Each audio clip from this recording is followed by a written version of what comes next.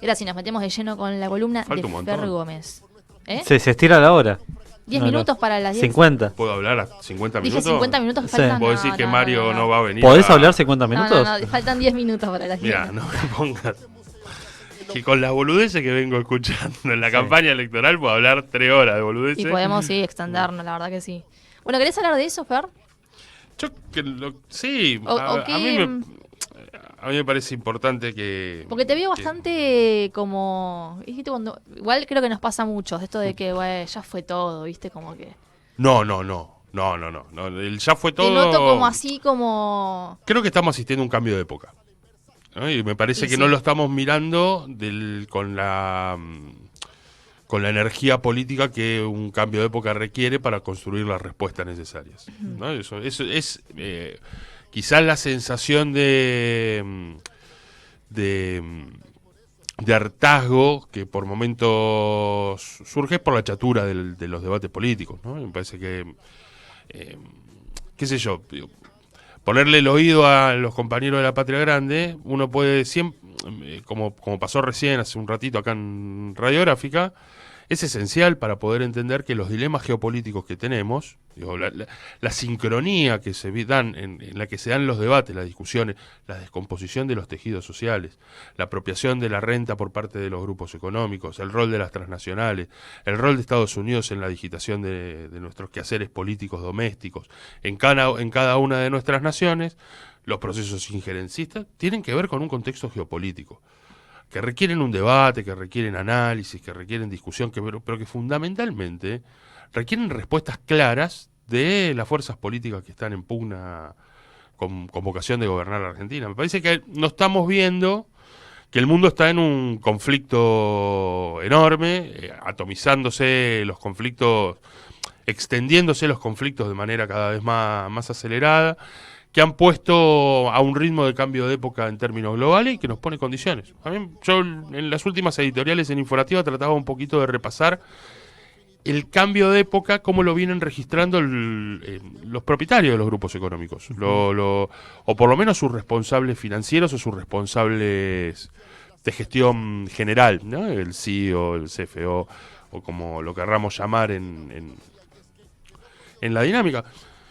Y lo trataba de cotejar de la sincronía que están teniendo algunos debates que dan algunos empresarios en la Argentina, y lo que vienen exponiendo algunos empresarios en términos globales. En la última nota me sorprendió mucho escuchar al Constantini de Australia, porque es eso, ¿no? Es el principal desarrollador inmobiliario, o el segundo creo que es el desarrollador inmobiliario de Australia, que en uno de esos foros que arman los empresarios dice, bueno, tenemos que hacer crecer en un 40 o 50 puntos la desocupación en Australia porque los trabajadores piensan que los empresarios vivimos para ellos y no ellos viven para nosotros. Sí.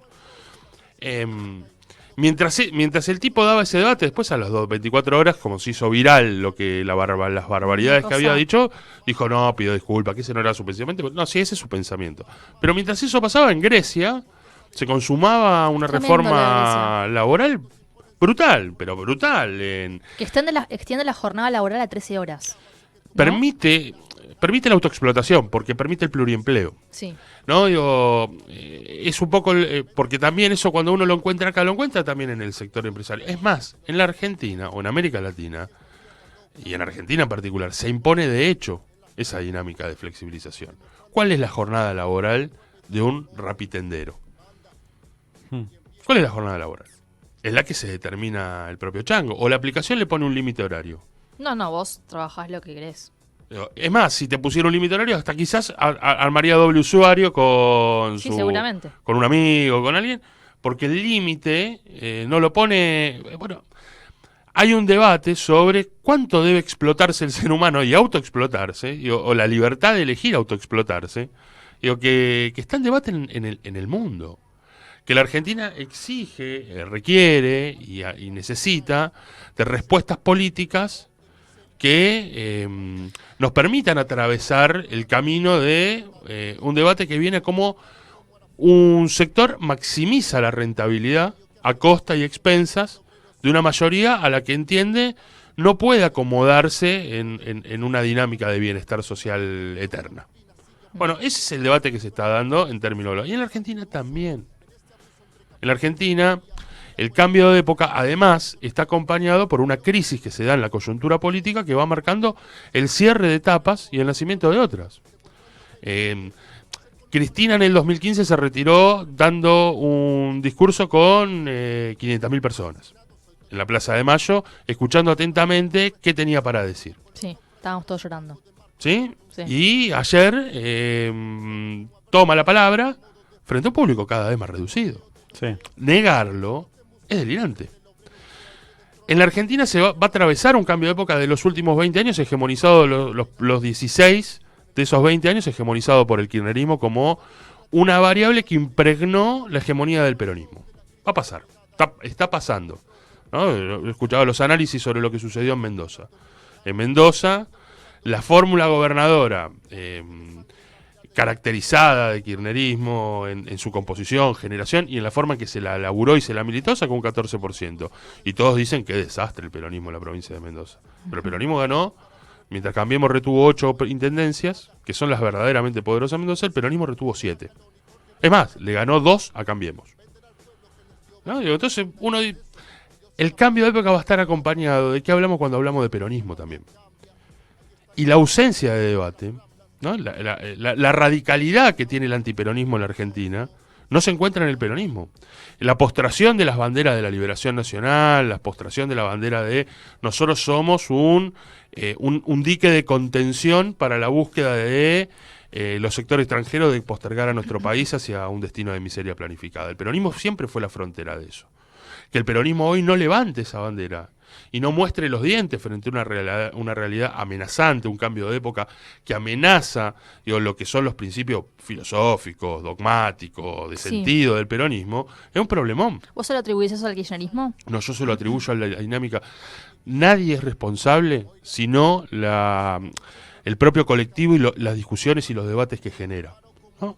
El cuerpo político del peronismo necesita dar estas discusiones. Que el peronismo tiene actores que se sienten más cómodos administrando la miseria que combatiendo al capital, es claro y evidente. Hemos logrado convivir a lo largo de la historia entre sectores que pugnamos por el sentido histórico del peronismo. Si la militancia, aquella que decía acá estábamos, lo que vamos a hacer la liberación nacional, abandona la liberación nacional para transformarse en una fuerza, por ejemplo, en el discurso de Cristina, porque hay que disponerlos en debate estas discusiones.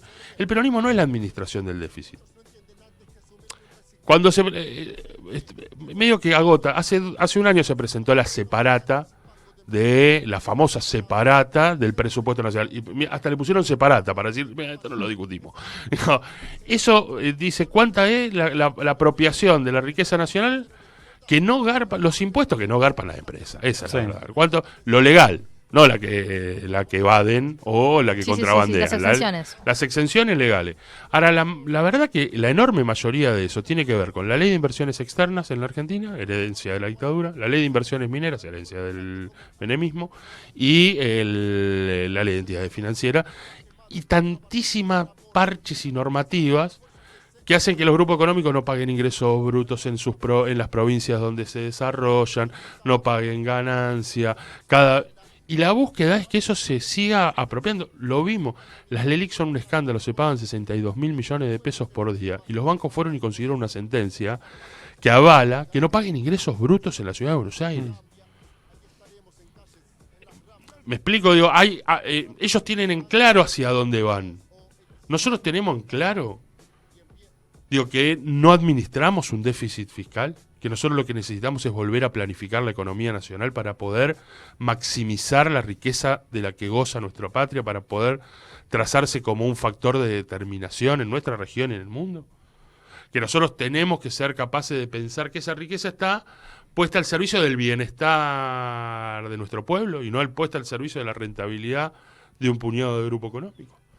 ¿Está ese debate hoy candente en el peronismo o simplemente administrar la realidad para ver si seguimos conquistando porciones de Estado a partir de los procesos electorales? Bueno, creo que eso responde un poco a la falta de debate interno que tuvo el Frente de Todos, que es un diagnóstico que se hizo reiteradas ocasiones y hasta se amagó en un momento, no sé si fue este año o el año pasado, el armado de la mesa política, esas reuniones Sí. en la sede de Mateu del PJ, con la intención de empezar a dar debates internos, el inicio de un documento con puntos centrales para Sí, que quedó en la nada. no solamente encarar la campaña, sino encarar la recta final del mandato de gobierno, cosa que no pasó.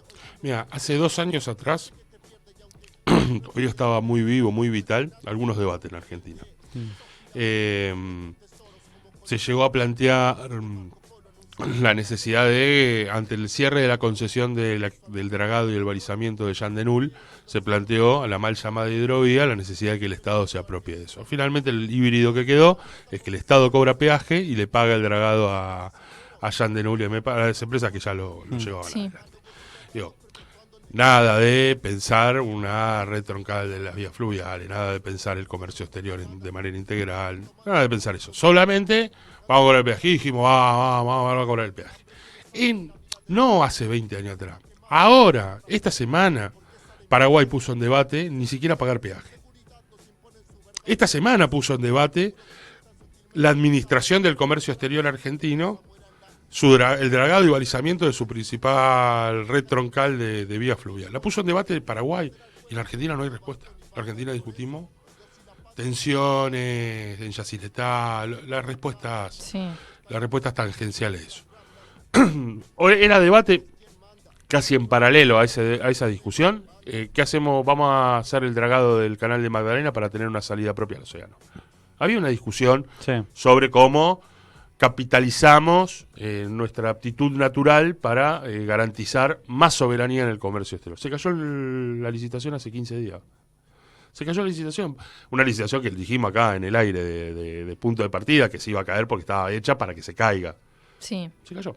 No sucede. Eso pasó ahora. No pasó hace... A lo que voy es... ¿Cómo hemos llegado a postergar debates que hace un año los teníamos por lo menos en una fibra militante? Los postergamos. ¿Cuáles son las prioridades? ¿Ganar la elección o poder dar una respuesta frente a una crisis de época sobre qué hablamos cuando hablamos del peronismo? Uh-huh. Esa es la discusión que se nos viene por delante. Porque si hay una cosa que dice con mucha claridad Cristina en la última discusión, es que no es de derecha o de izquierda querer vivir bien. Sí. Querer vivir bien no es de derecha e izquierda. Es de argentinos, dijo. Es de argentinos. Históricamente, quien le dio respuesta al vivir bien en la Argentina fue el peronismo. Pero eso no sucede de manera mágica porque alguien que dice ser peronista llega a la presidencia. Claro. Sucede por el modelo de país que es capaz de planificar y poner en ejecución a partir de la gestión política del Estado por parte del peronismo.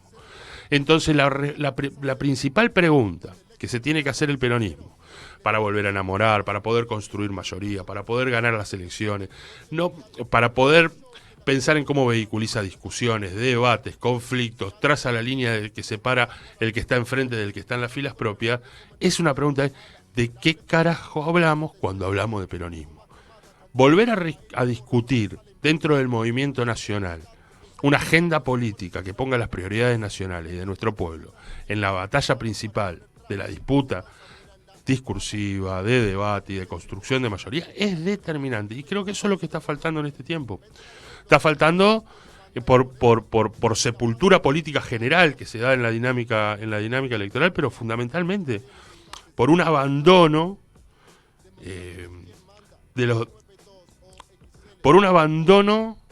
de las respuestas políticas más incómodas para el devenir, quiero decirlo de manera más amable posible, digo, para el devenir político de los conflictos que hay que asumir inevitablemente para gobernar un país. Bueno, a mí me parece que ahí nosotros tenemos que lograr pensar los debates para adelante en el movimiento nacional, porque podemos ganar la elección con Sergio Massa, puede ganar Javier Milei, este escenario tan turbulento puede derivar en cualquier cosa. En cualquiera de esos escenarios hay un cambio de época, durísimo para la Argentina. Y en cualquiera de esos escenarios. En un escenario de gobierno de Massa va a estar el debate de qué hablamos cuando hablamos de peronismo. Vital. Si lo seguimos sepultando porque en 2 años vamos a ir a elecciones de vuelta, bueno, lo que vamos a tener son las mismas discusiones que estamos dando en este momento.